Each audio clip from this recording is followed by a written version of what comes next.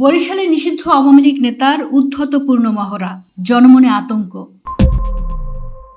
গত ৫ আগস্টের ছাত্র জনতার ঐতিহাসিক গণভ্যুত্থানে স্বৈরাচারী শেখ হাসিনা সরকারের পতনের পর থেকেই দেশ ছাড়া কিংবা আত্মগোপনে রয়েছেন নিষিদ্ধ ঘোষিত সংগঠন আওয়ামী লীগের নেতাকর্মীরা। গত ১.৫ বছর ধরে যাদের টিকিটিও দেখা যায়নি, রাতের অন্ধকারে তারা হঠাৎ করেই যেন আবার মাথাচাড়া দিয়ে ওঠার দুঃসাহস দেখাচ্ছেন। এমনকি এক অবিশ্বাস্য ও চাঞ্চল্যকর ঘটনা ঘটেছে বরিশালে।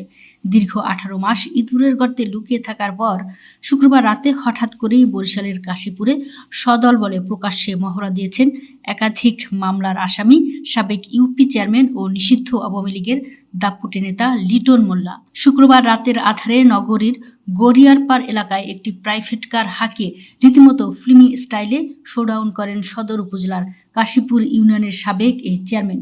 মুহূর্তের মধ্যেই তার এই আকস্মিক উপস্থিতির একটি ভিডিও সামাজিক যোগাযোগ মাধ্যমে ছড়িয়ে পড়লে পুরো এলাকা জুড়ে চরম উত্তেজনা ও ভীতির সঞ্চার হয়।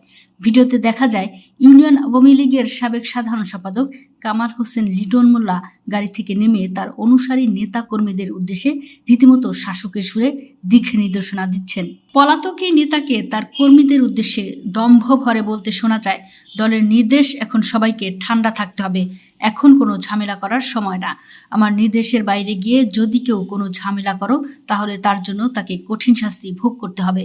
এখানেই শেষ নয়, নিজের শক্তির দাপট দেখাতে গিয়ে তিনি আরও বলেন, আমি আবুল হাসনাত আবদুল্লাহ ও শেরনিয়াবাদ সাদিক আবদুল্লাহর নির্দেশনা ছাড়া কিছুই করি না।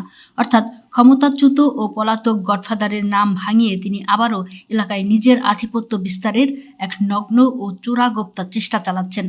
লিটন মোল্লার এই দুঃসাহসিক মহড়ায় হতবাক ও ক্ষুব্ধ কাশীপুর এলাকার সাধারণ মানুষ।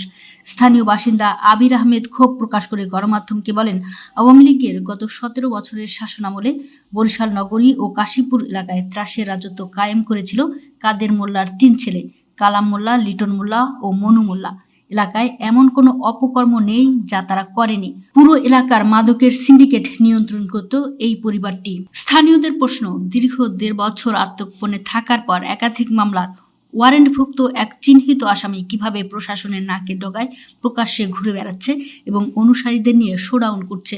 বিমানবন্দর থানার ভারপ্রাপ্ত কর্মকর্তা ওসি মিজানুর রহমানের কাছে এ বিষয়ে জানতে চাওয়া হলে তিনি এক চিরাচরিত দায়সারা উত্তর দিয়ে বলেন, ঘটনাটি আমার জানা নেই, তবে খোঁজ খবর নিয়ে যথাযথ ব্যবস্থা নেওয়া হবে। নিষিদ্ধ সংগঠনের একজন চিহ্নিত সন্ত্রাসী ও মামলার আসামি এভাবে প্রকাশ্যে মহড়া দিয়ে প্রশাসনকে যেন রীতিমতো বুড়ো আঙুল দেখাচ্ছেন।